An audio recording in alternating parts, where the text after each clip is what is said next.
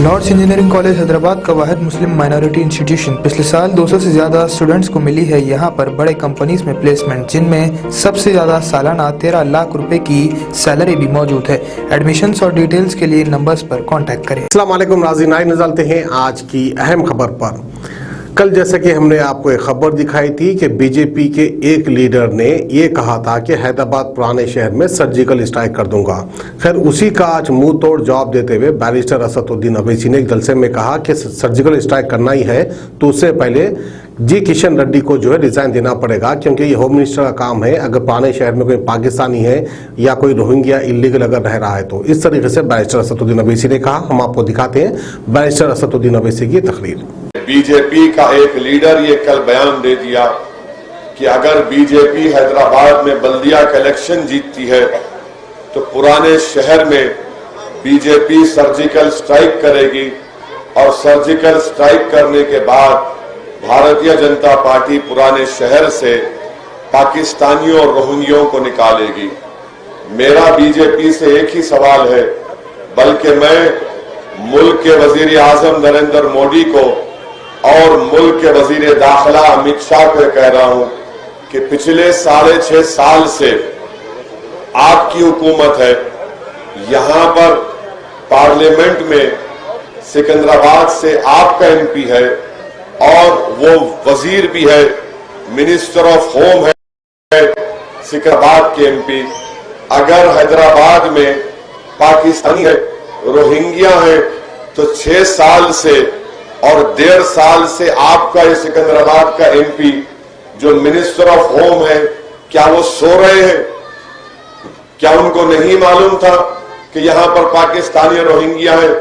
मैं नरेंद्र मोदी वजीर आजम से कहना चाह रहा हूं कि आपकी पार्टी और आप इस बल्दिया के इलेक्शन में फिरका परस्ती को फरोग दे रही है, नफरत को फरोग दे रही है। और अगर आपकी पार्टी ये कह रही है कि पुराने शहर में पाकिस्तानी है, तो मैं वजीर आजम से इस बात का मुतालबा करता हूं कि सिकंदराबाद का एमपी जो आपके कैबिनेट का मिनिस्टर है, वो एक नाकाम मिनिस्टर साबित हुआ, उसका एक फेलियर है। उसको फौरन कैबिनेट से बरतरफ करना चाहिए, उसको रिजाइन करना चाहिए कि उन्होंने हैदराबाद में पाकिस्तानी और रोहिंग्यों को रहने की कैसे इजाजत दी। आप बताइए कि इलेक्शन आता है तो इनको पाकिस्तान याद आ जाता, इलेक्शन आ जाता रोहिंग्या याद आ जाता, इलेक्शन आ जाता तो मजलिस मुल्क के मफाद में नहीं है, इलेक्शन आ जाता तो रैबिड इस्लामिज्म की बात करते हैं। बीजेपी के लोगों को ये बताना पड़ेगा कि इतने बड़े बड़े जो 2-3 मिनिस्टर अब तक आ चुके हैं इलेक्शन में, जब हैदराबाद में बारिश आई थी 100 साल के बाद सैलाब, इतनी बारिश आई कि कई इलाकों में पानी की वजह से घर पानी में दाखिल हो गया।